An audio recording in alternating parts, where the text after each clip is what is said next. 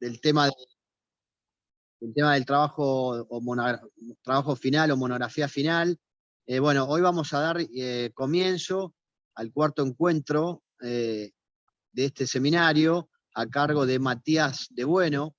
El tema que hoy vamos a abordar va a ser el cambio climático desde una perspectiva de analizar las implicancias que este fenómeno tiene a nivel global, analizar también los instrumentos normativos a nivel internacional y nacional que hay en materia de cambio climático, y luego, por último, desarrollar, bueno, o analizar cuáles son los impactos que el cambio climático tiene en nuestro país y en particular en el delta del Paraná. Matías es de Rosario.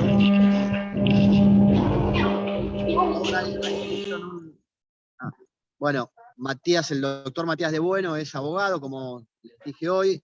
Él es docente de la Universidad Nacional de Rosario desde hace ya varios años, pero también es el director del Observatorio Ambiental de la universidad.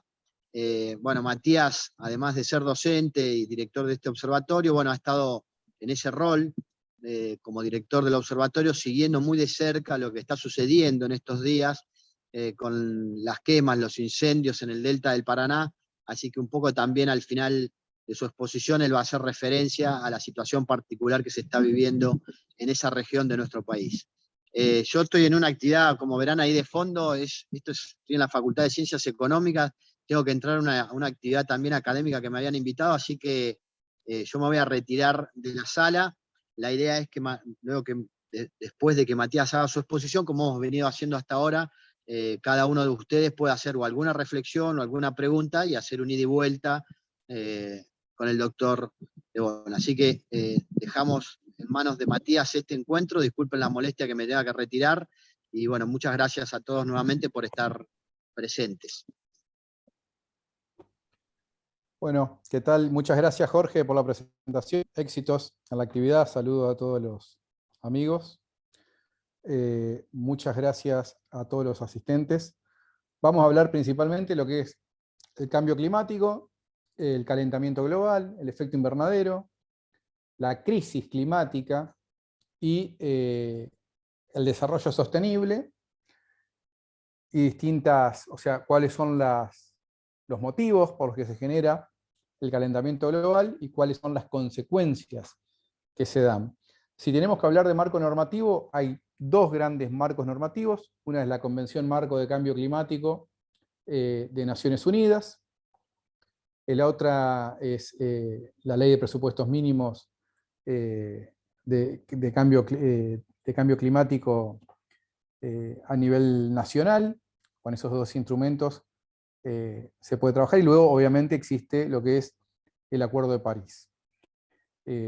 Pero vamos principalmente a lo que es la problemática. Nosotros tenemos acá una vista de la Tierra desde la Luna. Lo que podemos ver es nuestro planeta. Lo que uno tiene que pensar cuando ve esta esfera es: ¿existe algún otro lugar en el mundo, o sea, algún otro lugar en el universo a donde nosotros podamos estar parados? ¿Existe alguna forma de que nosotros podamos sobrevivir en otro ambiente que no esté dentro de esta esfera? La respuesta es bastante clara. Creo que ninguno de nosotros somos Elon Musk, ni tenemos la capacidad de volar al espacio, ni instalarnos en otro planeta. Este es el único que tenemos. Por eso es tan importante que entre las personas que puedan manejar cualquier esquema de poder o de decisión, se tengan presentes las problemáticas ambientales, principalmente, para poder tomar determinaciones que nos permitan llevar a una preservación. Nosotros estamos en el sistema solar. En el sistema solar, la energía principal proviene del Sol. El Sol envía radiación solar que atraviesa la atmósfera. El planeta toma esa energía y con esa energía genera todas las interacciones. Interactúan todos los ecosistemas. sobreviven toda la biodiversidad que existe en el planeta, vegetal, animal y sus interacciones. La energía excedente, porque el Sol obviamente genera mucha más energía de la que nosotros necesitamos, es de vuelta al espacio. Ahora, para que esa energía se dé vuelta al espacio, tiene que atravesar la atmósfera. Y la atmósfera es una capa gaseosa, que se compone justamente de gases de efecto invernadero. Una parte queda atrapada, otra parte es de vuelta al espacio. Cuando la atmósfera toma mayor densidad por los gases de efecto invernadero que nosotros emitimos a diario, que ahora vamos a ver, es mayor la cantidad de energía que queda atrapada en la Tierra, y de esa forma se produce el aumento de la temperatura, porque no logra la Tierra obtener ese enfriamiento que necesita, o sea, esa emanación de energía, y queda contenida dentro de nuestro planeta. Nosotros arrojamos a la atmósfera cientos de millones de toneladas de gases de efecto invernadero todos los días. Hagamos de cuenta de que las ciudades, y también lugares que no son ciudades, son una cloaca que emanan gases de efecto invernadero a cielo abierto. Es una barbaridad el sistema en el que nosotros estamos inmersos en este momento. Existen diversas gases de efecto invernadero, pero para su contabilización todo se sintetiza en el dióxido de carbono. Independientemente de que existan otros gases, algunos generan mayor cantidad de calentamiento global, otros menos, pero todo se contabiliza en la medida del dióxido de carbono para poder controlar cuáles son las emisiones en más o en menos de los diferentes países y actividades. Esta es una imagen justamente de esta capa gaseosa de nuestra atmósfera, por donde la energía fluye hacia un lado y hacia otro. Los grandes conglomerados industriales a lo largo de todo el mundo, las ciudades, impresionante, las ciudades como emitimos permanentemente gases. Esta es una imagen de la ciudad de Buenos Aires, donde termina el delta, justamente. Las ciudades se han convertido en dragones de consumo de energía y generadoras de desechos. Cuando hablo de energía no hablo solamente de electricidad, hablo de energía, alimento, carbón, combustible, electricidad, toda la energía en general, materia. Lo que no son las ciudades son los pueblos, donde estaría el campo, donde diríamos, bueno, salgamos de la ciudad, vamos a un espacio natural. Lamentablemente ya no existen. Estos lugares se han convertido básicamente en pequeños centros urbanos, y que en todos sus alrededores tienen un sistema de antropización y de gestión total, con lo cual donde debería o donde nosotros entenderíamos que existe la naturaleza, serían los campos. No está, porque los campos están absolutamente antropizados y cada vez con un mayor desplazamiento de lo que se llama nuestra frontera agropecuaria.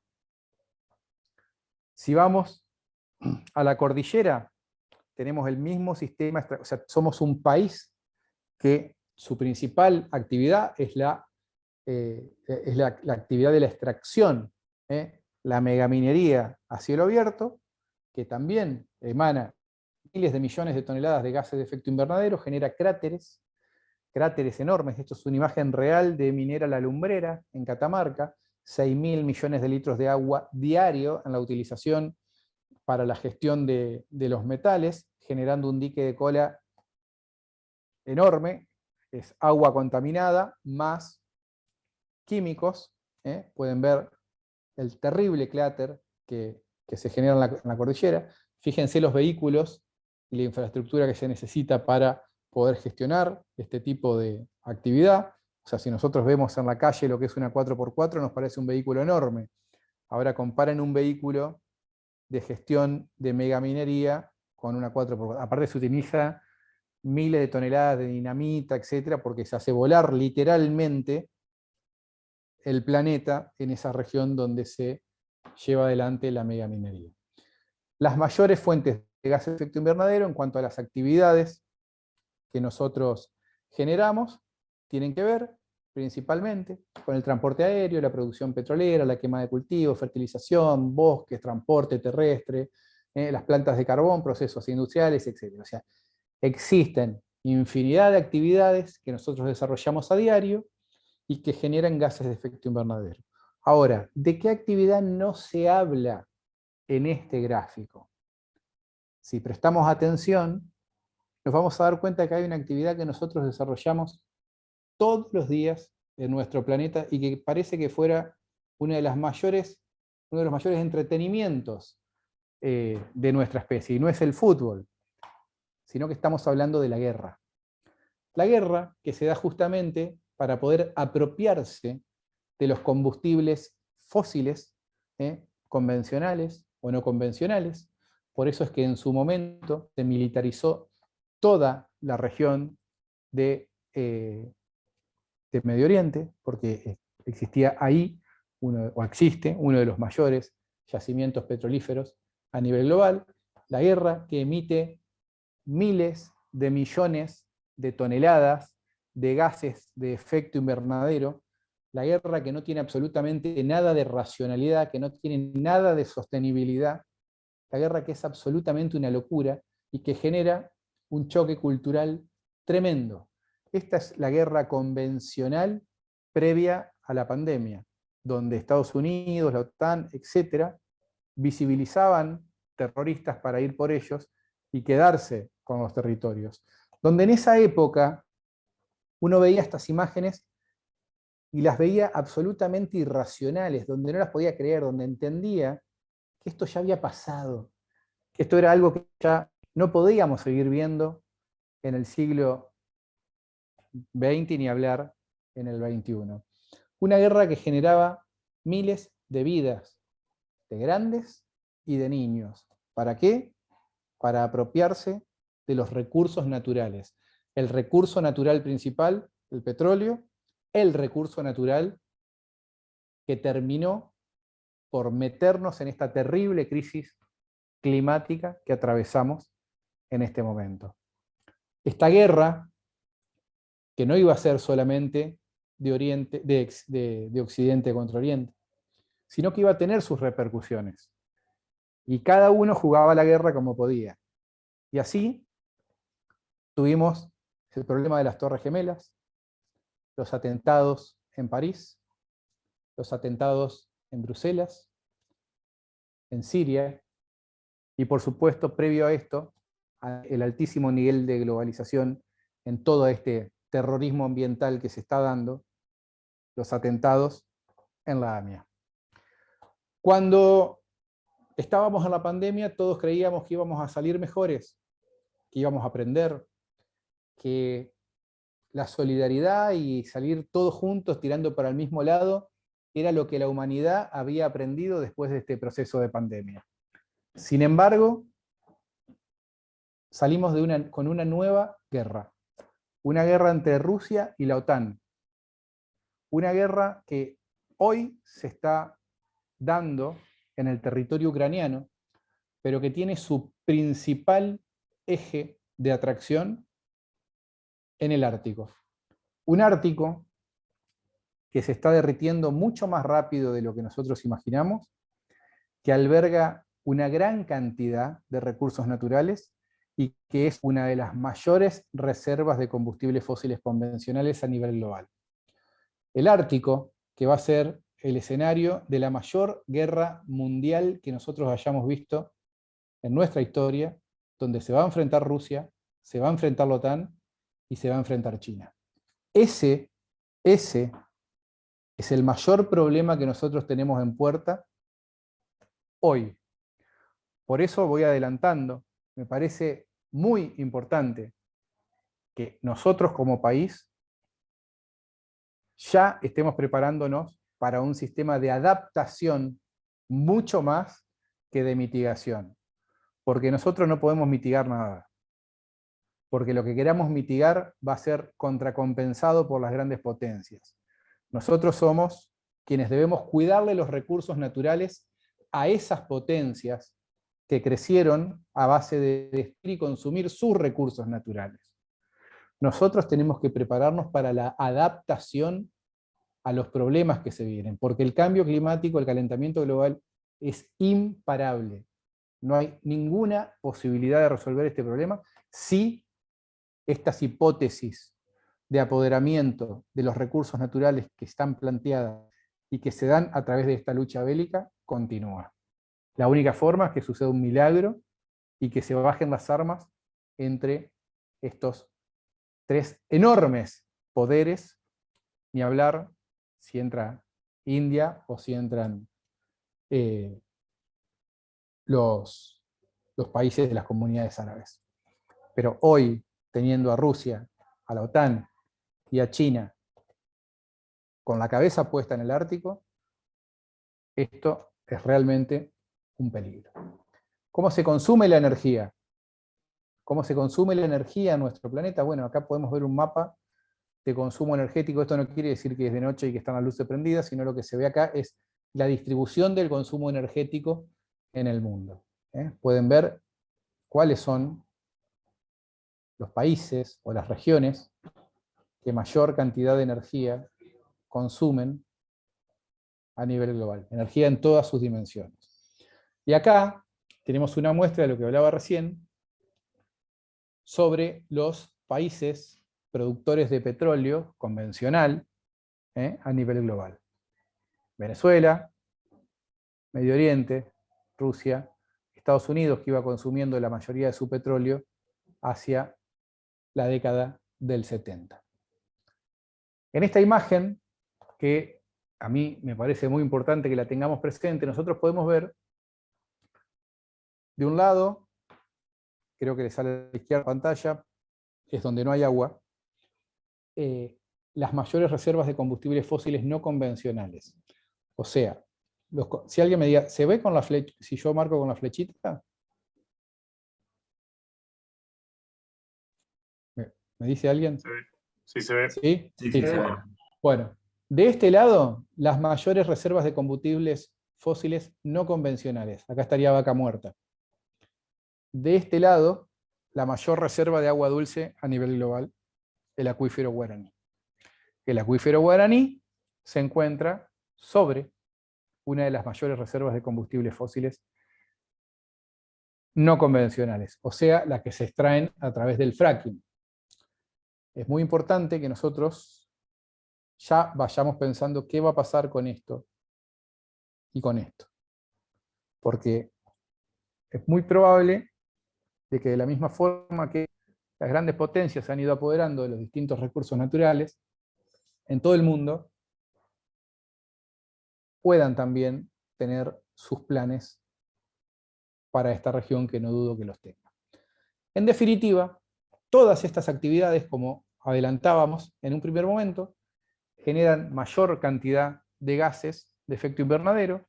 Esos gases de efecto invernadero lo que generan es una atmósfera más densa, queda atrapada mayor cantidad de energía en nuestro planeta y así aumenta la temperatura. En los últimos 20 años hemos tenido los 20 años más calurosos de nuestra historia desde que registramos los aumentos de temperatura. Y justamente estos se dieron, dentro de estos 20 años, hemos tenido los últimos 7 como los más calurosos de nuestra historia. Nosotros acá, al menos en Rosario, en el año 2021, tuvimos un pico de temperatura de 42 grados. 42 grados de temperatura. Esto, obviamente, se fue dando también en diferentes lugares del mundo. En Brasil hubo ciudades que llegaron a 50 grados. 50 grados. En Francia hubo enormes cantidades de picos y olas de calor, como las que se dieron también este año en España, cuando se veían los grandes incendios en Portugal, España, etc. Y estas olas de calor no son inocuas, Estas olas de calor generan que haya gente que literalmente se muera, porque no lo puede soportar. Además, generan una enorme cantidad de aumento en el consumo energético, y todo es un círculo vicioso que es más temperatura, mayor consumo de energía, mayor cantidad de emisiones, y así sucesivamente. Estos récords se dieron no solamente en el ambiente atmosférico, sino también en los océanos.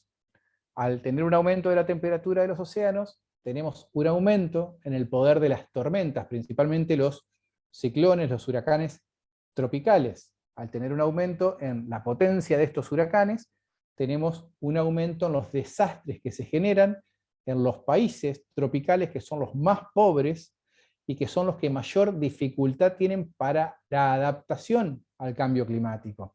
Porque yo siempre lo digo, estamos en el mismo planeta, podemos decir que estamos en el mismo barco, pero la realidad es que todos estamos en distintos camarotes, porque no todos tenemos las mismas posibilidades de adaptación. Y así se van generando terribles problemas, desastres, miles y miles de dólares en destrucción y también vidas. Obviamente, quienes sufren más gravemente estos efectos son los más pobres.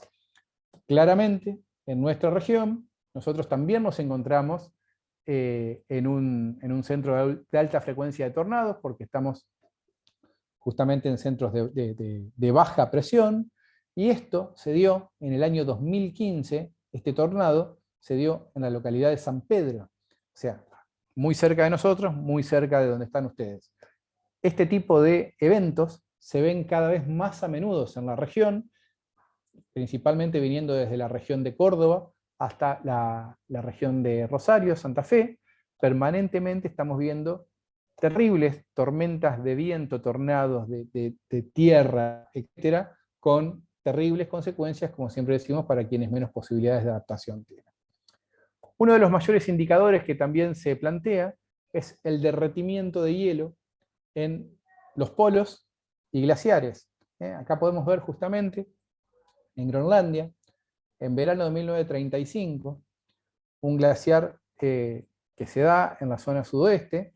Pueden ver el enorme glaciar que existe en 1935 y la diferencia para la misma época en el año 2013. Claramente, esto se debe a un aumento de la temperatura, un derretimiento acelerado del glaciar, y esto también va a generar un aumento en el nivel del mar, donde ya se habla de que vamos a tener prácticamente 400 millones de refugiados climáticos solamente por el aumento en el nivel del mar. Podemos ver distintos, yo le voy a poner ejemplo, distintos tipos de glaciares.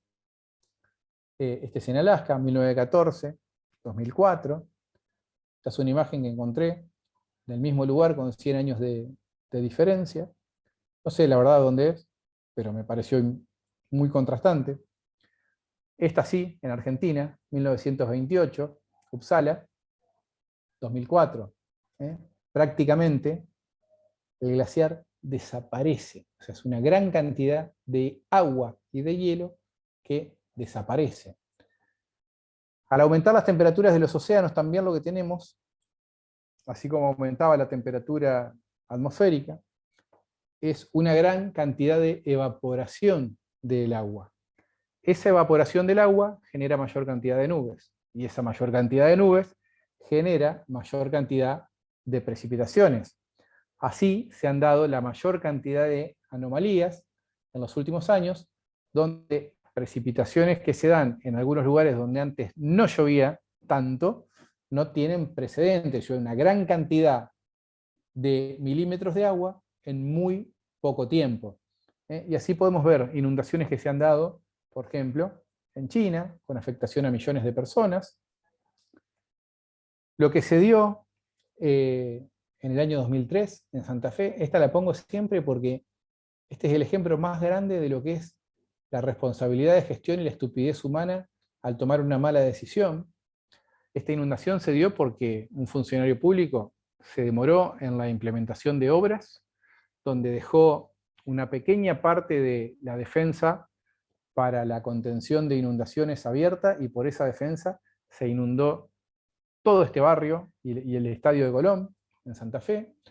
Inundaciones que también se dan en Menincue, se han dado en Menincue, Stanford, en región. Esta es en Alemania. Podemos ver que impactan distintos lugares. Obviamente estos países tienen mayor posibilidad de adaptarse que nosotros, evidentemente. Y así como se evapora el agua del océano y genera más cantidad de lluvias, y esta genera inundaciones, también al aumentar la temperatura se evapora la cantidad de humedad de la tierra, generando mayor cantidad de sequías. Y estas sequías se están dando sin precedentes en toda nuestra región, en Sudamérica, en la región de México, en toda la zona del Pacífico, ni hablar del oeste de Estados Unidos. Hay una sequía enorme que se viene dando a lo largo de los últimos 3 años, prácticamente. Esta sequía lo que ha provocado es una baja, obviamente, en las precipitaciones, o sea, digo, por el efecto de la Niña que se da, que es un fenómeno que se da en el Océano Pacífico,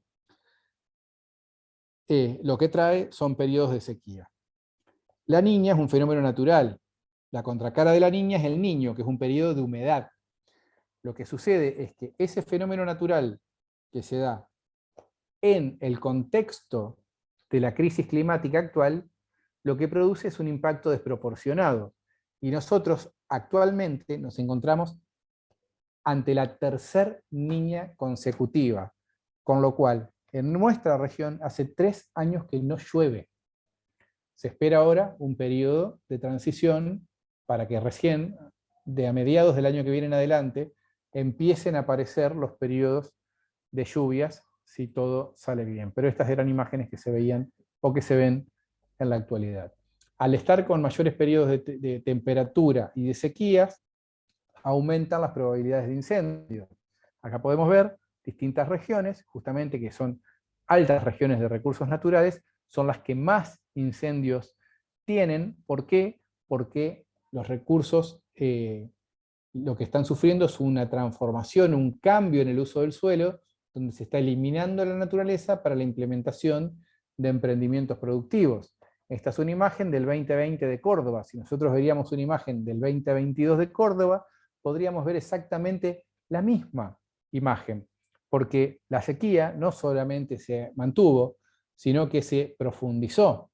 La verdad que es lamentable lo que se viene dando. Como decía, se va dando justamente por los procesos de deforestación, que en algunos lugares se dan con topadoras y en otros lugares se dan con el fuego. Esto genera un aumento en las catástrofes climáticas a nivel global, que es lo que nosotros veníamos viendo recientemente. El cambio climático también es una de las mayores amenazas para la salud a nivel global. Esto lo vimos con el proceso de pandemia, donde a través de la imposibilidad de tener barreras biológicas por la simplificación de los distintos sistemas, las enfermedades van avanzando sin ningún tipo de complicación.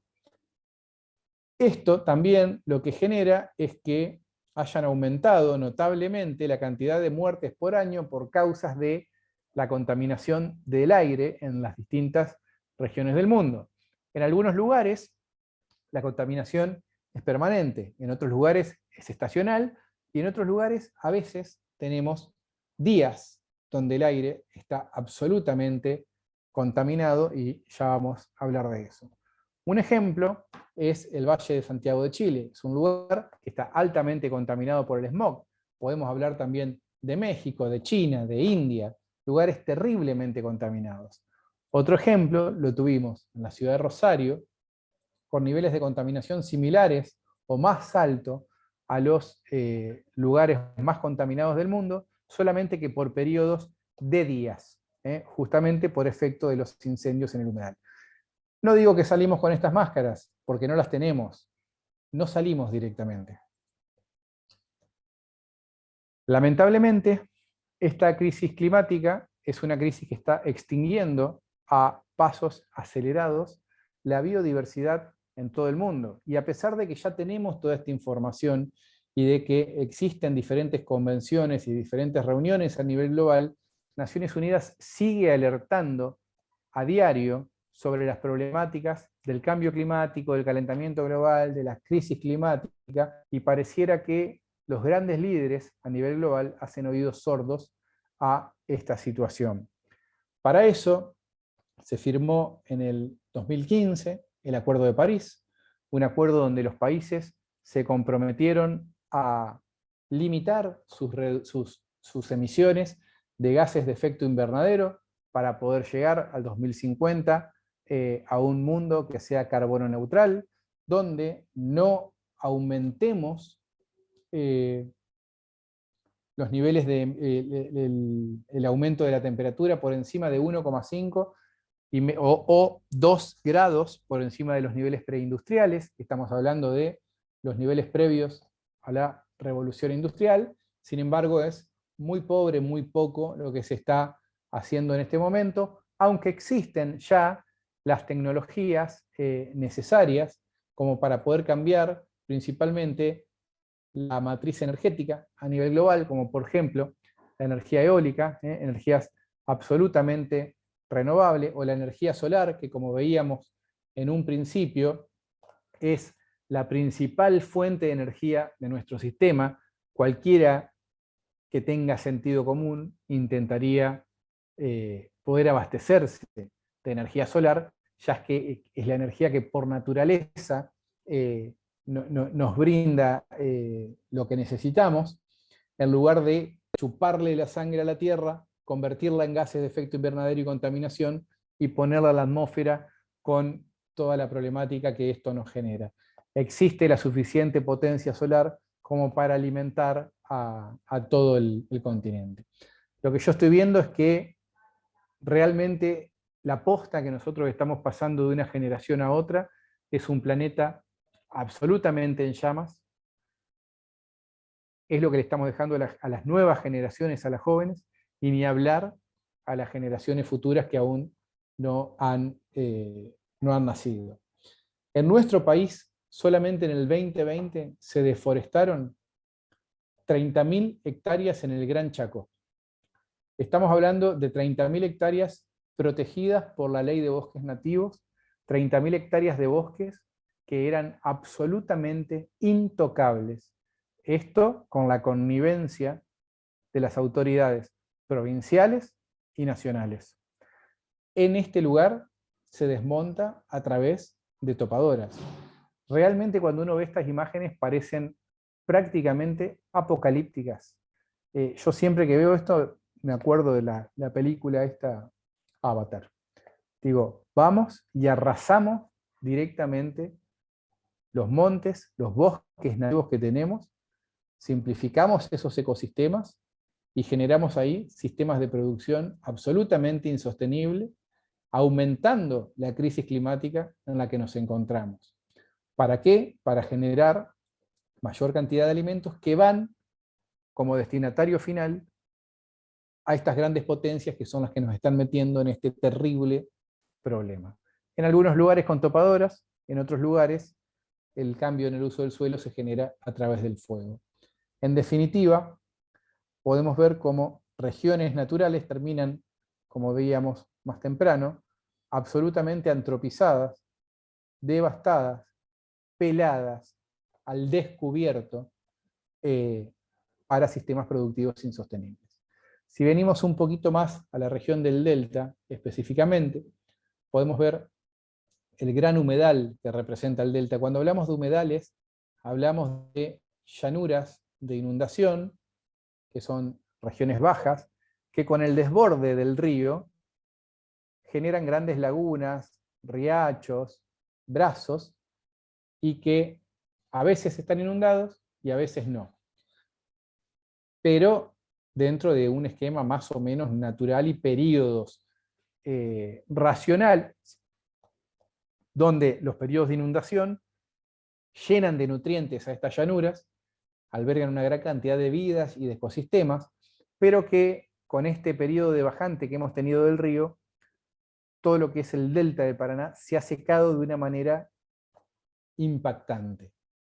Con lo cual la mayoría de las lagunas y de los arroyos y todo lo que incluía el delta del Paraná se han secado, generando mayor cantidad de tierra que empieza a aprovecharse para otros emprendimientos. Acá podemos ver justamente lo que es un humedal en su esplendor, que nos brinda agua, nos brinda alimentos, nos brinda aire, es uno de los mayores sumideros de carbono a nivel global, sirve para el transporte, o sea, son innumerables los servicios ambientales y ecosistémicos que nos presta. Sin embargo, los destruimos a diario. Así es como se ve el delta del Paraná en periodos de bajantes, donde los ríos, arroyos, lagunas, riachos están absolutamente desaparecidos del lugar, trayendo gravísimas complicaciones ambientales y de pérdida de servicios ecosistémicos. Y en los lugares donde se puede, lo que se está haciendo en este momento es incendiando a través de una falta de control absoluto del Estado, de una falta de prevención absoluta, y en los últimos 3 años hemos incendiado prácticamente 1 millón de hectáreas en la región del Piecas. El Piecas es el Plan Integral de Aprovechamiento Sostenible para el Delta del Paraná. Es un acuerdo que han firmado 3 provincias y la Nación, Entre Ríos, Santa Fe y Buenos Aires, para poder llevar adelante una gestión sostenible de la región del Delta, que implica 2.300.000 hectáreas. De esas 2.300.000 hectáreas se han incendiado 1 millón, para que podamos dimensionar de qué hablamos.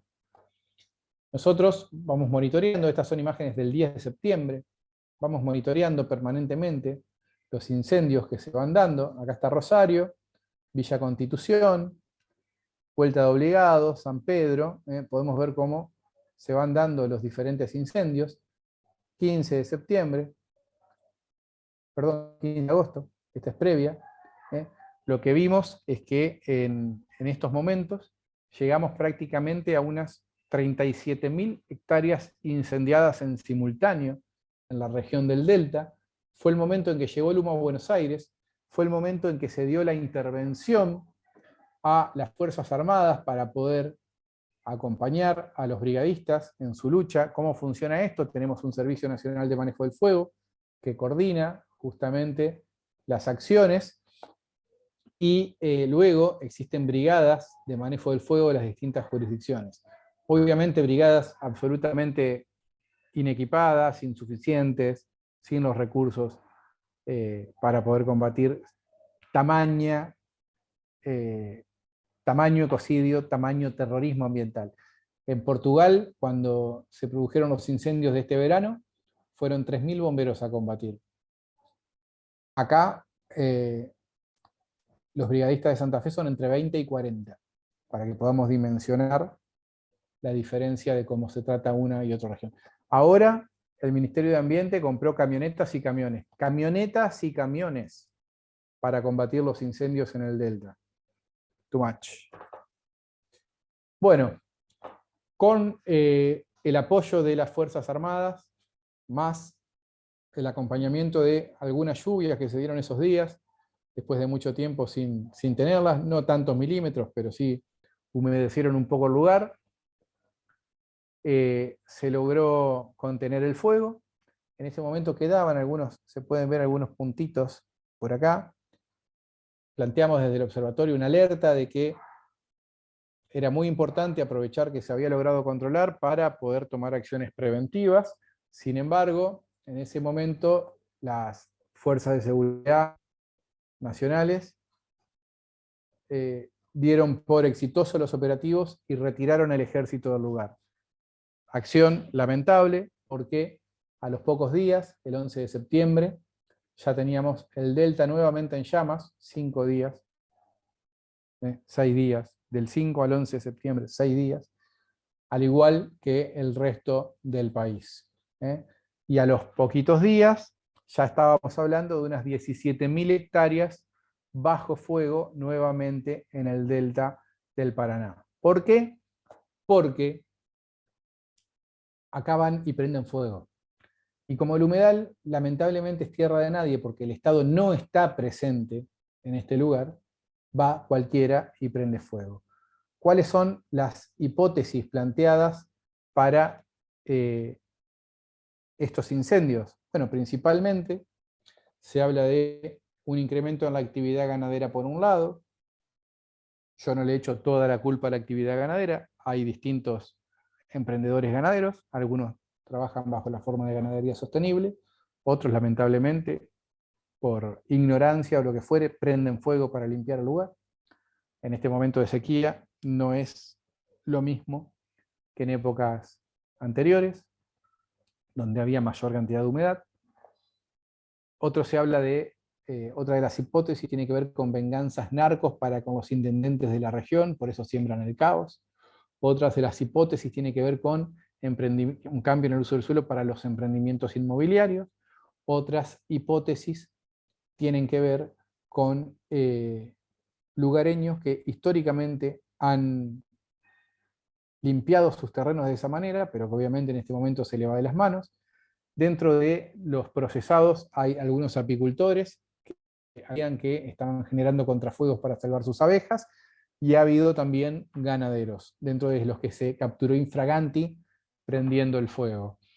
Y también se habla de un plan de política general deliberado justamente para generar una redistribución en el uso de la tierra en toda la región y en las actividades productivas. Esas son hipótesis que obviamente van a ser materia de líneas de investigación de los diferentes tribunales. La realidad es que hoy tenemos una necesidad inminente que tiene que ver con poder controlar este fuego, porque cuando el fuego pasa, simplifica el ecosistema. Y así tuvimos que salir corriendo nuevamente a combatir el fuego. Lamentablemente, hace 3 años que salimos corriendo a apagar el fuego, una vez que este ya se genera, con el terrible impacto ambiental que se produce en toda la región.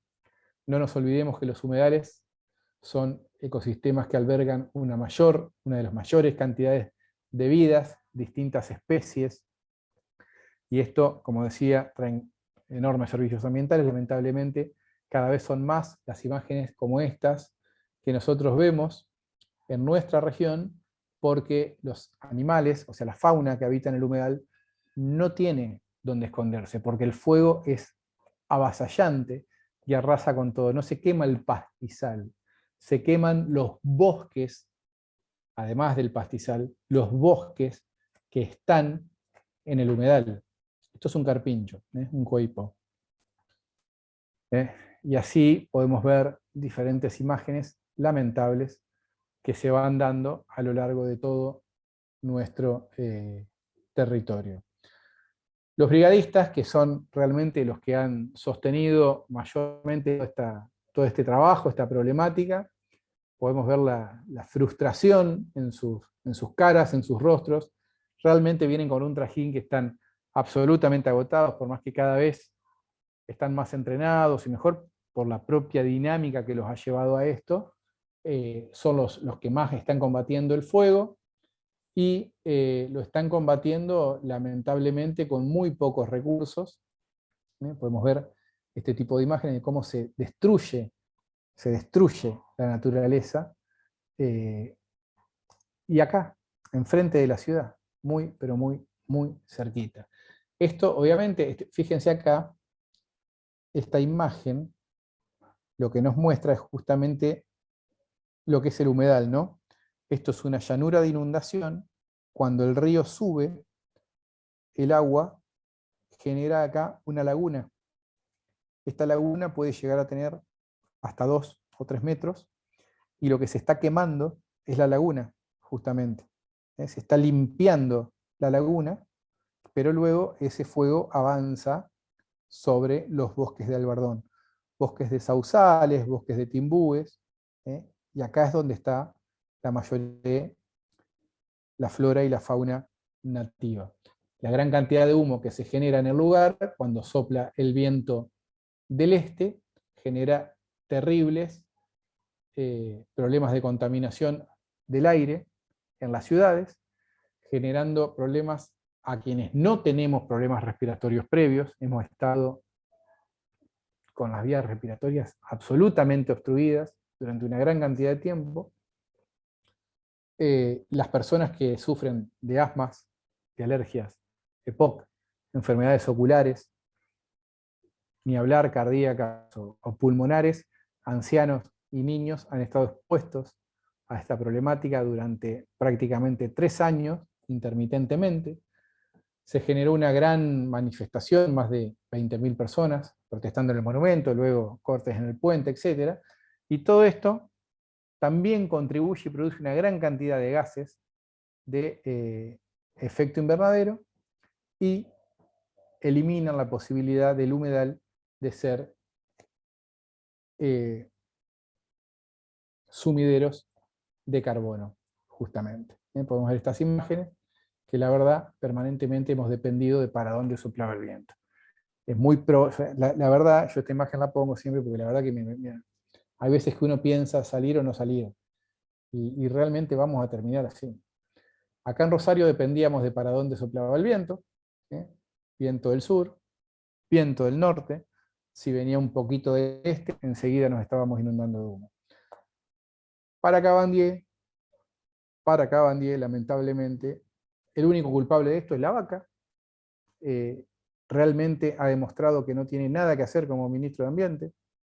Es terrible que esta persona esté a cargo de una cartera tan importante, donde se siguen apostando a implementar recursos solamente para el combate del fuego y no para lograr un sistema de seguridad que evite preventivamente los incendios, porque justamente una vez que el daño ambiental se produce, es muy difícil revertirlo. Cuando el fuego pasa, arrasa con todo, y esa región no recupera los mismos servicios ecosistémicos que tenía con anterioridad. Se han invertido miles y miles y miles de millones de pesos. La Corte Suprema de Justicia de la Nación ha ordenado la conformación de un comité de emergencia ambiental justamente para trabajar sobre esta problemática, donde tienen que estar trabajando los 3 gobernadores de provincia más el Ministerio de Ambiente de la Nación de manera interjurisdiccional, y sin embargo siguen trabajando los brigadistas con palas y rastrillos en la región. Los faros de conservación, lo único que han logrado captar son estas imágenes, los faros de conservación que se debían implementar en la región, que debían ser destacamentos para que brigadistas, guardaparques, fuerzas de seguridad puedan estar en el lugar, puedan dormir ahí, puedan patrullar, debían tener vehículos, drones, etcétera, para poder prevenir los incendios. Son solo cámaras. Esta es la prueba que el ministro Cabandier aportó a la justicia federal para que vaya a atrapar al culpable. La verdad que es una prueba de una irracionalidad absoluta, porque yo no entiendo qué juez del mundo puede salir a buscar a la persona que está incendiando en ese lugar y en ese momento. Me parece lamentable cómo se tiran la pelota entre el Poder Ejecutivo y el Poder Judicial y entre las diferentes jurisdicciones. Yo entiendo que el Poder Judicial debe avanzar en las investigaciones, pero es el Poder Ejecutivo quien debe llevar adelante la gestión justamente para que esta imagen no vuelva a repetirse en nuestra ciudad. El problema es absolutamente ético, el problema no es tecnológico, ya se inventaron todas las herramientas, las tecnologías, la ingeniería para poder resolver este tipo de situaciones. Se habla de que no podemos avanzar solamente en un crecimiento económico lineal, sino que es muy importante incorporar las 3 dimensiones de la sostenibilidad, que tienen que ver con la dimensión social y la protección ambiental. Así está establecido también en nuestra Constitución Nacional. Este término se acuña mucho antes del 87, pero en el 87 se consolida a través del informe Brundtland, y se habla de que el desarrollo sostenible es el desarrollo que satisface las necesidades del presente sin comprometer la de las generaciones futuras, así tal cual lo dice la Constitución Nacional en su artículo 41. También concomitantemente con el Acuerdo de París en el 2015 se implementa la Agenda 2030 para el Desarrollo Sostenible, los Objetivos de Desarrollo Sostenible, que vienen a suceder a los Objetivos de Desarrollo del Milenio, un plan de gestión para los próximos 15 años del planeta. Estos objetivos tienen distintas esferas transversales, entre las que se prioriza justamente a las personas, la prosperidad del planeta, las alianzas estratégicas, que tiene que ver con la transferencia de recursos económicos y la paz. Para esto, para la implementación, es muy importante que el Estado, en sus tres poderes, la sociedad civil en su conjunto y el sector privado, puedan o podamos trabajar de manera conjunta, podamos apropiarnos de la implementación de los distintos planes de acción existentes. Y la verdad que esto, como bien digo, va a ser muy, pero muy difícil que nosotros podamos salir de la problemática de la crisis climática a nivel global por todo lo que hablé con anterioridad y por lo que veo que está en los planes de las grandes potencias. Pero llegamos a la Luna hace más de 50 años y hay diferentes referentes a nivel global que han demostrado que son posibles las diferentes transformaciones. Pero estamos en otra época. Estamos en una época en que no es la época de los líderes solitarios. Es la época de los líderes colectivos. Es la época de la participación de la ciudadanía. Es la época de la participación pública. Es la época donde las manifestaciones de la sociedad civil son las que tienden a marcar las grandes diferencias. Y de esta manera, se están levantando en distintos lugares del mundo, principalmente la juventud, pero todos los sectores de la sociedad. Por eso entiendo que es muy importante que nosotros, para poder lograr la sostenibilidad ambiental, podamos tomar una mayor transformación en nuestras conciencias individuales, podamos lograr la complementación y la implementación de acciones colectivas y podamos forzar definiciones políticas institucionales que nos lleven a garantizar, en este caso, en lo que por lo menos pretendo para nuestro país y la región, una adaptación a las crisis climáticas que se vienen y que entiendo son inevitables. Porque, como recién veíamos, tenemos un solo planeta y es en el que vamos a vivir nosotros, nuestros hijos y los hijos de nuestros hijos. Un solo planeta que es un punto en el universo.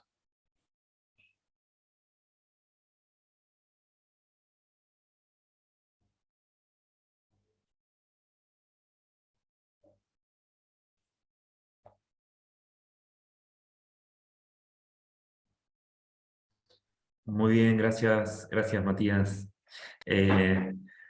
Podríamos avanzar con las preguntas. No sé si alguien quiere preguntar algo. Ahí mandó Natalia unos aplausos muy buenos. Están abiertas para el que quiera preguntar por el micrófono o por el chat Y también. preguntar o hacer aportes, apreciaciones, comentarios, o sea, absolutamente Perfecto. abierto, ¿no?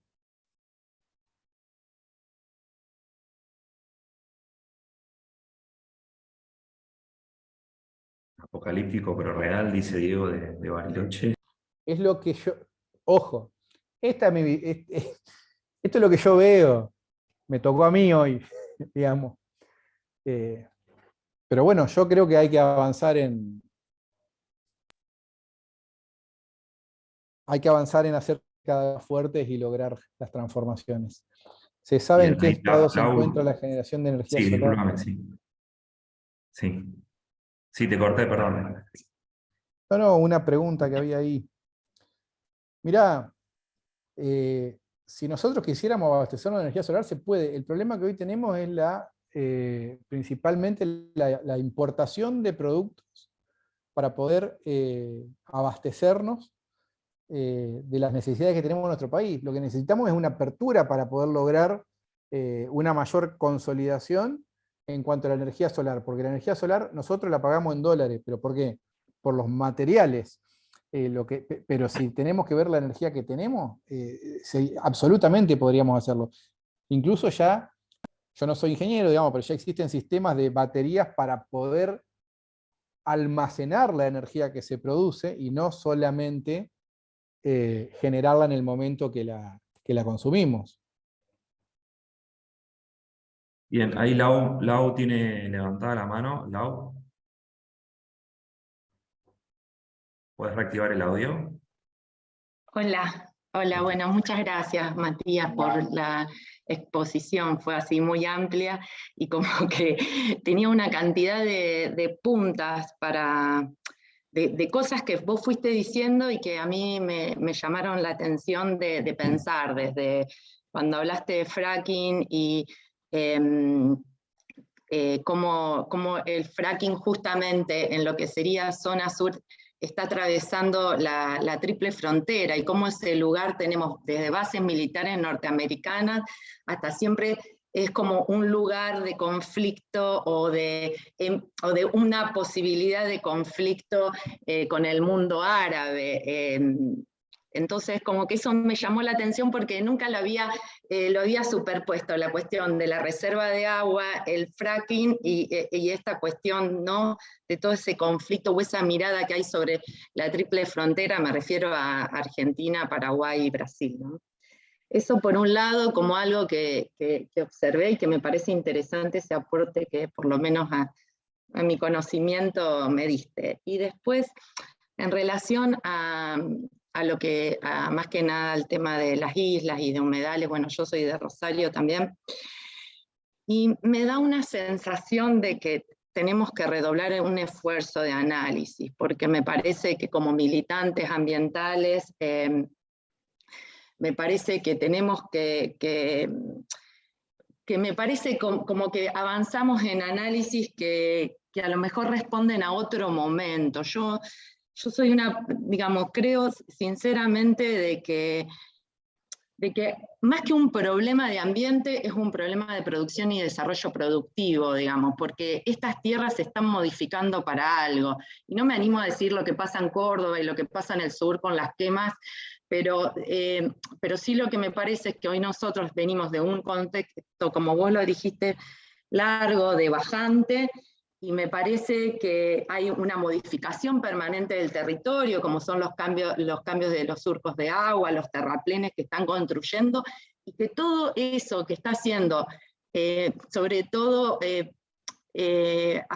personas que yo no creo realmente que sean los viejos habitantes de la isla, yo creo que son nuevos accionistas que están modificando el terreno, sea para cualquier cosa. Vos hoy, qué sé yo, quienes hacemos uso del río, vos te das cuenta, digamos, lo que ha crecido, todo el mundo quiere un rancho en la isla, y eso tiene su impacto, digamos.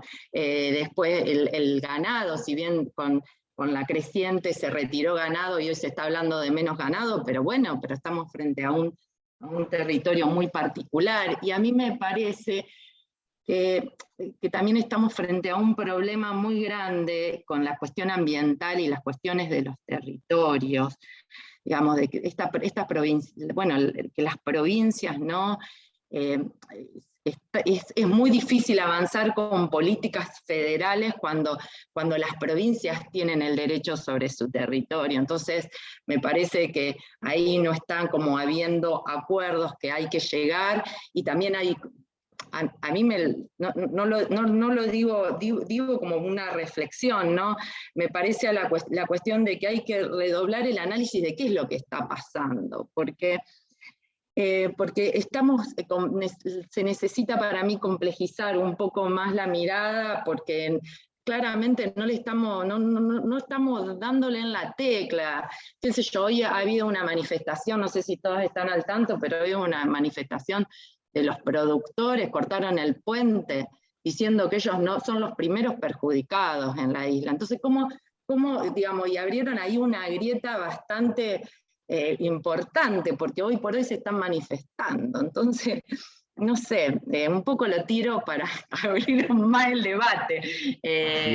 Bien. Pero bueno, Sí, un poco para es la idea. redondear la idea o la pregunta, porque hay varias manos No, levantadas. pero no es una pregunta, una apreciación. Me parece muy importante Bien. lo que dijo, Sí, porque sí, realmente hoy hay un debate enorme entre lo que es producción y ambiente en las distintas comisiones, y se está debatiendo la ley de humedales, como totalmente. que fueran temas absolutamente antagónicos, donde aparte en nuestro país prácticamente todos los humedales se producen y se viene produciendo hace muchísimos años, con lo cual hay que ver cómo integrar todo eso. Pero sí, yo hablo de una transformación en el uso del suelo. A partir de ahí no te puedo decir exactamente lo que va a pasar. Las líneas, las hipótesis están abiertas. Claramente lo que está sucediendo no es normal y claramente el Estado está dejando que suceda, porque a mí no me podés decir que nosotros podemos hacer las cosas de atrás para adelante 3 años seguidos sin darnos cuenta. Ayer en la Comisión de Agricultura de la Cámara de Diputados, el propio intendente con su asesor legal de Victoria decían, necesitamos una fuerza de seguridad interjurisdiccional porque nosotros no podemos controlar. Hace meses que nosotros venimos planteando que esto es un problema más, o sea, por lo menos parar el fuego en lo inmediato, es de seguridad y no de apagar el fuego, y que necesitamos una fuerza de seguridad interjurisdiccional. Después, sí, está claro, hay que ver los motivos y las causas que van a ser temas de investigación y claramente repensar todo lo que tiene que ver con los sistemas de uso del suelo en la región. Perfecto. Vamos con Ana de Bariloche, que también tiene levantada la mano. ¿Podés reactivar el micrófono? Gracias. Sí, sí, ¿qué tal? Buenas tardes. Bueno, escuchando, porque todos tenemos claro que hay que buscar las energías alternativas, renovables. Yo, en la provincia de Río Negro, tenemos un montón de cuestiones ambientales. Hace poco tiempo la gobernadora entregó 650.000 hectáreas en área protegida en la meseta de Somoncura a la empresa australiana que va a instalar un campo de producción eólica que es para fabricar el, entre comillas, hidrógeno verde que se van a llevar. Entonces no es ya ni siquiera que la energía alternativa, que sería un parque eólico, no es para producir energía para nosotros, es para fabricar el hidrógeno verde que se van a llevar. Entonces, además en Balcheta, que es una localidad de la línea sur, en área protegida está avanzando la mina de la minera Cielo Azul, que es de una mina de uranio. En la legislatura se acaba de autorizar la instalación el paso del oleoducto para poner un puerto de aguas profundas para exportar el petróleo o trasvasar el petróleo desde la costa, no hablemos de las plataformas petroleras offshore de Mar del Plata. Entonces, realmente es como si hubiera, digamos, dos bandos enfrentados. Ellos, que vendrían a ser los que deciden, y nosotros que sabemos que ellos ven la realidad igual que nosotros, pero no les importa. En mi caso yo ya tengo mi vida, digamos que no, esto no me va a afectar a lo largo de toda mi vida. A mí me preocupa lo que va a venir para los que quedan. Por eso es la participación que tengo y que tenemos como grupo dentro de todo lo posible de las asambleas y de las manifestaciones que podamos hacer, pero un poco como decía Laura también, hay que ver qué es lo que, cómo se puede encarar esto, porque después de los incendios que hubo hace unos años en la zona de Cholila, que es bastante más al sur de Bariloche, logramos que se modificara el plan de manejo del fuego, el artículo 22. Posteriormente, más recientemente, se volvió a modificar y establece la prohibición de cambio de uso de suelo en bosque o en arbustal, o en cualquier tipo de vegetación nativa quemada, prohibición por 30 años, pero si no se reglamenta, ya no alcanza ni siquiera con la lucha. De acá de Bariloche fueron combatientes del plan, el Servicio Forestal Andino, que tiene su grupo de plan de manejo del fuego. Eso que dijiste de 22 combatientes es trágico. Y nosotros lo apreciamos cada verano cuando se empiezan a producir los incendios y la gente no alcanza. Había una imagen de las que se vio en la presentación de un bombero sentado. Nosotros también vimos una imagen muy parecida, porque llegan a un punto de extenuación y además de la frustración total, porque mientras ellos se están apagando en un lado, el foco se está prendiendo en otro. Acá es lo mismo. Entonces, no alcanza tampoco con todos los medios que se pueda disponer. Esa gente, no se puede calificar esa gente, ¿no? Es muy difícil la resolución, tanto desde lo legal como desde lo que uno ve. No sé si es educación o qué es lo que hay que hacer, ¿no? Pero cuando terminaste la exposición, yo me había quedado así como que me parecía que no tenía palabras. Es trágico esto. Gracias. Gracias a vos. Muchas gracias, Cristina. ¿Querés reactivar tu micrófono para poder preguntar? Hola, Hola. buenas tardes a todos. Soy Cristina, vivo en Esquel. Bueno, yo también me quedé como Ana, así con la presentación, como, bueno, sin palabras. Bueno, me parece esto de la adaptación, ¿no? Que ya no hay posibilidades de mitigar, sino que tenemos que planear la adaptación, cómo nos vamos a adaptar a esta nueva realidad. Eso me pareció muy, muy concreto. Y lo que yo creo es que ya no es posible sostener este sistema así globalizado, federal, en el tema energético, ¿no? Porque justamente también lo mencionaba Ana, ya ni la energía que se tiene que generar en grandes cantidades es posible hacerla de manera realmente verde, alternativa, digamos. Ya la energía alternativa resulta contaminante por justamente la magnitud de los territorios que tienen que destinarse a eso, ya sea para los molinos, ya sea para las baterías de litio. Es decir, hoy no existe la posibilidad de generar energía o satisfacer a las poblaciones de manera global o federal. Yo creo que lo que hay que hacer es volver a lo local, digamos.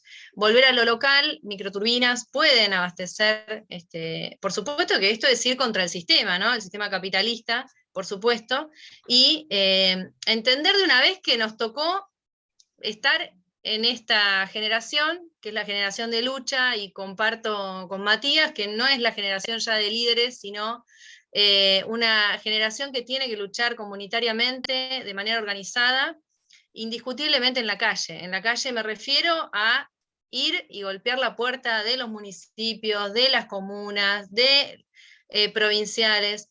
Lamentablemente estamos en esta situación y la única manera de salir es, creo, de esa manera, ¿no? De manera comunitaria, de manera organizada y en la calle. Bueno, muchas gracias. Gracias a vos. Gracias, Cristina. Veo más manos levantadas. Ahí estoy reactivando el audio de... No me está dejando, me parece. Marcelo. Hola, Sí, hola, ¿me escuchan? ¿cómo estás? Hola, ¿cómo ¿Pregunta están? o observación? Sí. Sí, por ahí un comentario, siguiendo los comentarios de los compañeros y las compañeras. Muy buena la exposición de Matías. Por ahí impactante, pero bueno, muy real, ¿no? Muy lo que nos toca. Yo creo que por ahí Matías planteaba al comienzo de la exposición, ¿no? Y marcaba nuestros recursos, puntualmente Vaca Muerta, yo estoy en Viedma de Río Negro, y planteaba que por ahí las potencias extranjeras, bueno, alguna idea de meterse con esos recursos seguramente tenían. Creo que ya no hay dudas que Argentina, bueno, está medio a lo largo del país imponiendo cuestiones de extractivismo, ¿no? de ir en contra del ambiente y de seguir produciendo lo que ya sabemos que hace mal. Seguramente producto, ¿no? de la deuda externa que tenemos, de esa gran deuda que tenemos, ya la idea de los gobiernos, tanto el actual como el de ahora, es utilizar nuestros recursos para en algún punto compensar o pagar esa deuda. Y por ahí contar, ¿no? Que es claro eso, ya cuando acá en Viedma se estaba debatiendo la modificación de la ley que planteaba Ana ahí de Bariloche recién, en relación a la instalación del gasoducto para sacar petróleo por el mar. Bueno, en ese mismo momento estaba el ministro Massa en Estados Unidos juntándose con petroleros estadounidenses para traer inversiones en teoría a Vaca Muerta y seguir produciendo eso. Y por ahí un punto que Matías resaltaba, y que por ahí cuando yo estoy siguiendo y mencionamos todo el problema que tiene esta modificación de la 338, ¿no? y de sacar petróleo por el mar, por el golfo acá de nuestras playas, eso en definitiva también lo que pone muy en juego es el agua dulce que nosotros tenemos, porque va a producir, lo que vamos a generar es que Vaca Muerta produzca más de lo que está produciendo en la actualidad, y en consecuencia necesite muchísimo más agua potable, ¿no? En una provincia y en las provincias patagónicas que tenemos ya hace muchos años declarada la emergencia hídrica, ¿no? Bueno, nada, eso creo que ya no hay dudas que está pasando, y por ahí en relación a lo que decía Laura, ¿no? De esto de los agropecuarios que contaba, de los productores, perdón, que también estaban cortando el puente y más, bueno, eso creo que es algo que vamos a tener que convivir con eso. Nosotros también acá cuando marchamos en contra de esa ley estaba la UOCRA manifestándose a favor, ¿no? Le habían prometido algo así de 100 puestos de trabajo y con eso habían logrado el apoyo. Yo ya ahí en mi visión más optimista, que siempre intento tener de las cosas, creo que nosotros nos tenemos que sostener de este lado, si es que podemos mencionar que estamos de un lado, y que tarde o temprano toda la gente va a venir para acá, porque el ambiente está hablando y tarde o temprano la gente lo va a ir escuchando y bueno, se va a ir dando cuenta de que el camino que quieren seguir nuestros gobernantes no es el adecuado y que bueno, y que nos pone en peligro, ¿no? A todos y todas. Así que ser pacientes, intentar, como decían, estar en la calle, abiertos al debate, y que tarde o temprano, bueno, nada, el planeta les va a dar el mensaje que por ahí nosotros estamos intentando transmitir y que por ahí no les llega. Gracias, Marcelo. Muchas gracias. Martín, tenés la mano levantada. ¿Querés hacer un aporte, alguna pregunta?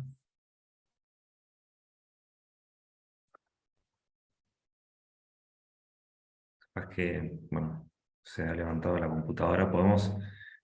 Bruno, tenés levantada la mano también. Bueno, hola, ¿qué tal? ¿Cómo andan todos? ¿Cómo estás? Muchas gracias, Matías, por la exposición. Estuvo muy bien en términos de explicar el estado de situación, pero bueno, algo que me pasa es que si solamente nos concentramos en lo negativo, si vemos cómo está la situación, pero sin proponer alternativas, me parece que no tenemos una posibilidad de realmente poder hacerle frente al cambio climático, a la crisis climática y ecológica. En ese sentido, me parece que es importante analizar, bueno, entender que vivimos en un mundo que es completamente contradictorio, y bueno, y con todo lo que vengo escuchando, también creo que caemos muchas veces en utopías y que no pensamos también en cuestiones pragmáticas que tenemos que tener en cuenta. Por un lado, la noción de producción. La noción de producción está ligada intrínsecamente a un daño ambiental. No hay producción humana posible sin un daño ambiental, desde la cuestión de definición del concepto. Ya Marx lo decía, ya lo decían todos los teóricos de la economía política la sociología, de las ciencias sociales, y quienes han analizado el contexto sobre el que se construye también nuestro accionar humano. Y a ver, si no tenemos en cuenta también que hay una perspectiva de derechos humanos que tiene que ser tomada en perspectiva para poder pensar en el conflicto ambiental, podemos caer en esta cuestión de, bueno, volvamos a los regionalismos, volvamos a una desescalada que no tenga en cuenta que, por ejemplo, los humanos hoy necesitamos de un abastecimiento de energía eléctrica, necesitamos de saneamiento, necesitamos de obras hidráulicas, necesitamos de un montón de medidas que puedan satisfacer las necesidades básicas de la población para que tampoco vivamos en un estado que nos impida, bueno, sobrevivir en condiciones dignas, dentro de los parámetros de la dignidad humana. Y en ese sentido, bueno, me parece que tenemos que empezar a pensar hacia qué lado vamos. Yo creo que tenemos que consagrar en primer lugar los derechos de la naturaleza, tenemos que empezar a pensar en términos no solo locales, sino también globalistas y de integración humana. Tenemos que pensar, por supuesto, no, por supuesto que no se puede poner nada en el mismo nivel, y tenemos que evaluar todos los casos en específico, pero yo creo que tenemos que entender también que algo esencial es, por ejemplo, asegurarnos de que hayan controles ambientales estrictos para las actividades productivas, porque si realmente tenemos que producir, porque es necesario para la garantía de nuestra existencia, bueno, intentemos reducir lo más posible ese impacto que puedan tener. Hagamos estudios sobre el impacto ambiental que puedan tener las actividades productivas bueno, que necesitamos. Intentemos limitar lo más posible todo el daño ambiental que se pueda crear. Pero bueno, creo que tenemos que empezar a pensar en soluciones, porque el activismo, a ver, yo soy activista, yo salgo a las calles todo el tiempo, estoy preocupadísimo y angustiadísimo porque soy joven y porque veo el ocaso de nuestra civilización, veo el ocaso de mi vida, veo el ocaso de la vida de todas las especies animales, vegetales y del ser humano, que se avecina por la crisis que se está que se cierne sobre nosotros. Pero si no empezamos a pensar en alternativas, en la construcción de un andamiaje político y jurídico que garantice que podamos seguir viviendo en dignidad, bueno, es que yo no veo futuro posible, y quiero sobrevivir, pero también quiero sobrevivir dignamente. Y bueno, y nada, esto, o sea, la crítica es bueno, a ver, tenemos que tener en cuenta el estado de situación, pero si no pensamos en formas de revertir esto, si no pensamos en cómo podemos cambiar el andamiaje institucional, político y jurídico, realmente no vamos a lograr el cambio que necesitamos. Bueno, para Gracias, tranquilidad, Bruno. obviamente, mi función en este esquema, obviamente, es poner de manifiesto lo que veo, porque vos lo ves, pero muchos quizás les puede dar una mano para sistematizarlo, estructurarlo, ponérselo un poquito en la cabeza. Dentro de las cuestiones concretas, obviamente, mis planteos van por la acción colectiva, que es lo principal. Quizás vos lo vivís todos los días, otras personas no. Las definiciones políticas e institucionales son las que en algún punto siempre me tocan desarrollar desde la universidad. Nosotros en la universidad trabajamos distintos programas que tienen que ver con la sostenibilidad ambiental, concretamente, todo lo que tiene que ver con residuos eléctricos y electrónicos, plásticos, economía circular, plantamos árboles, entregamos más de 4.500 árboles este año a través de un programa que es Arbolar UNR. Estamos por construir la mayor compostera de Ciudad de Rosario en Parque Huerta en Molino Blanco, para poder llevar todo lo que se genera que es compostable de los comedores universitarios. Estamos trabajando en generación de información pública ambiental a través de lo que es monitoreo de aire, con programas que lo que generan es involucramiento a través de voluntariados principalmente. Muchas veces quizás no es necesario para poder medir el aire involucrar a la gente, porque lo puede hacer con una máquina. Nosotros lo hacemos con con recipientes para medir material particulado, con el objetivo de involucrar mayor cantidad de personas hacia un esquema de voluntariado. Asesoramos jurídicamente a jueces en las distintas causas, asesoramos a los ciudadanos, proponemos políticas públicas para avanzar en los diferentes problemas. O sea, no es que nos quedamos, pero no era el motivo de mi disertación decir nosotros hacemos todo esto. Y además, me parecía que era fundamental, porque yo hoy, vos pensás que cada vez que yo hablo de un tema, yo tengo una presentación, pero todo el tiempo voy reflexionando. Yo es la primera vez que digo de que nosotros tenemos que ir solo por la adaptación. Porque me cayó la ficha hoy.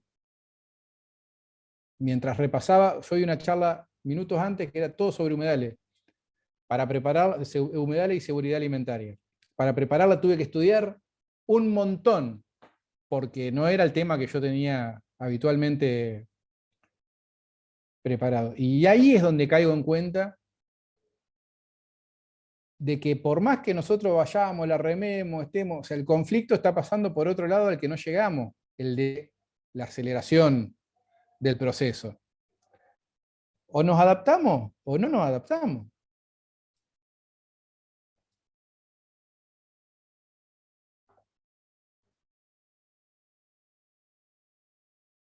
Bien, gracias Matías. Quedó la mano levantada de Martín de la Asamblea de Vecinos, pero no sé si está presente o está conectado. Aprovecho, ahí había Sí. una que decía si hay legislación de bien. cambio climático en las provincias. No sé en cada provincia qué legislación hay de cambio climático, pero la Ley Nacional de Cambio Climático es de presupuestos mínimos. Entonces, haya o no haya, se implementa la Ley Nacional de Presupuestos Mínimos de Cambio Climático Global. Así que si querés agarrar en cualquier provincia, tenés esa normativa. Después, si existe en la provincia en particular alguna normativa específica, tenés que ver si perfora o no el piso de presupuestos mínimos, porque presupuestos mínimos lo que significa es que es el piso, la base para todo el país, para que todos los habitantes tengan el mismo derecho de protección en materia ambiental.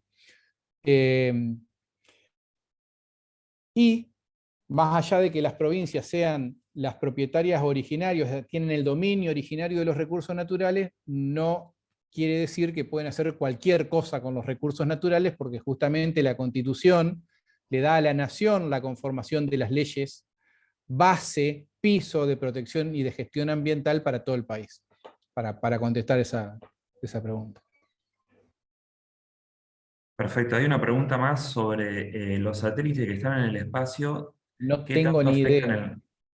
¿Cómo? No tengo idea si afectan o no, pero me imagino que si nosotros sacamos recursos y gastamos energía para esos recursos, e invertimos miles y miles y miles de millones de dólares en recursos para explotar, lograr esos metales y ponerlo en otro lado, no sé si eso impacta directamente al tener toda esa bola de satélite alrededor de la Tierra en el aumento de la temperatura o no directamente, pero seguramente que indirectamente alguna consecuencia debe tener sacar todos los recursos que sacamos para ponerlos en órbita.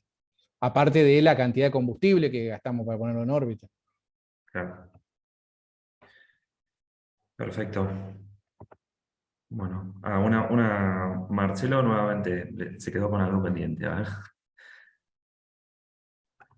Hola, no. Matías, quería aprovechar que, bueno, que sos abogado y quería escuchar tu opinión, ya sí habrá una pregunta concreta.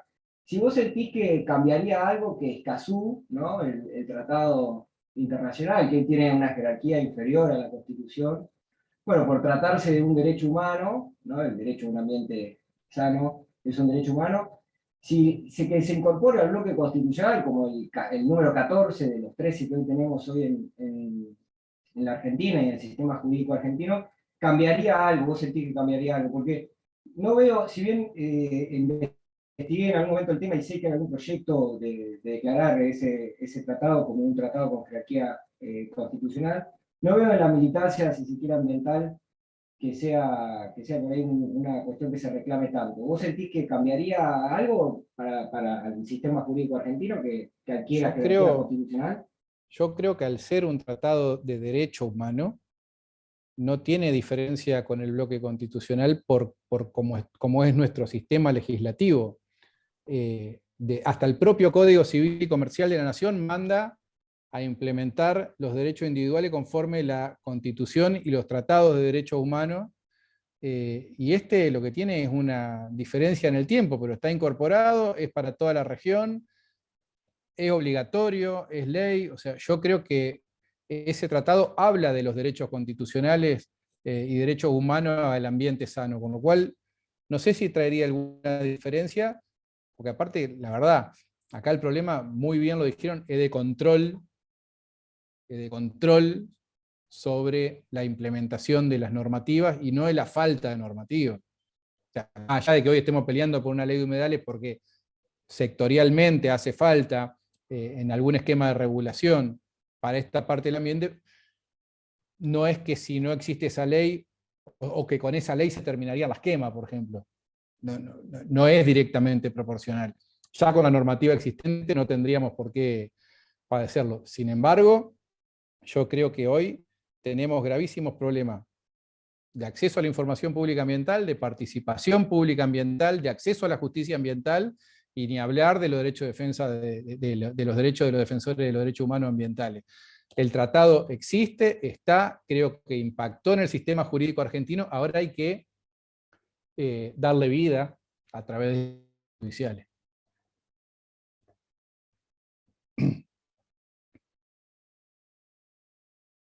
Bien.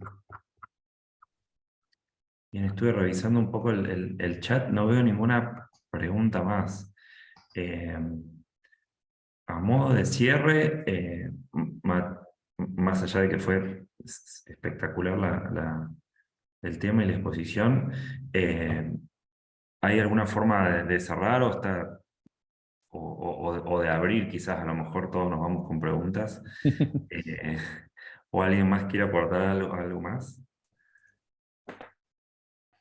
Nos podemos quedar hasta, no sé, No, hasta las yo 11. solamente si vamos a cerrar, aprovechemos el tiempo que tenemos, todos producimos algún impacto desde el lugar en el que estamos ocupando, y todos los que estamos acá tenemos algún tipo de información importante, o también tenemos alguna responsabilidad importante. Yo creo que el tiempo es lo más valioso que tenemos, y a mí me parece que todos podemos ser ese agente o esa persona que pueda marcar la diferencia en algún lugar y para alguien determinado. Entonces, no la dejemos pasar. O sea, a mí me mueven muchísimo mis hijos, mi familia. A cada uno lo moverá o lo conmoverá alguna persona o personas diferentes. Creo que es importante o otra cosa que no sea una persona, puede ser, pero es importante que todos los días tratemos de hacer cosas que son las que nosotros sintamos que hacen útil nuestro tiempo y que apunten a lograr algún tipo de transformación. Yo no puedo decir cuáles ni cómo, pero cada uno sabe cuáles y cómo, o por lo menos intente saber cuáles y cómo, y no se quede quieto.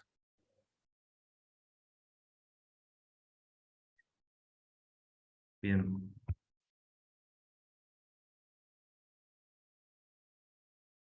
Bueno, un placer, la verdad, enorme haber hablado con todos ustedes. Me encantó la parte del debate, la verdad que me encantó.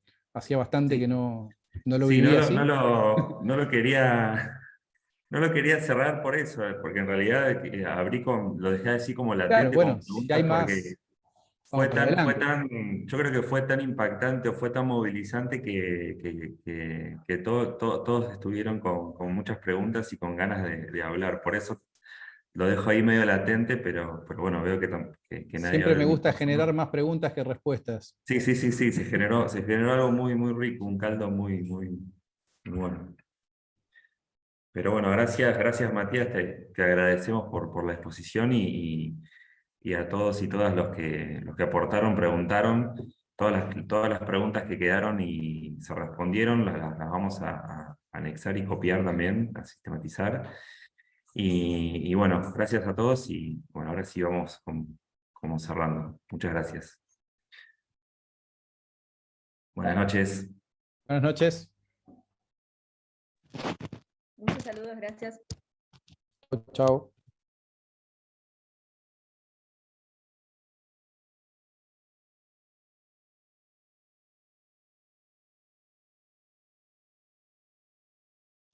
noches, gracias.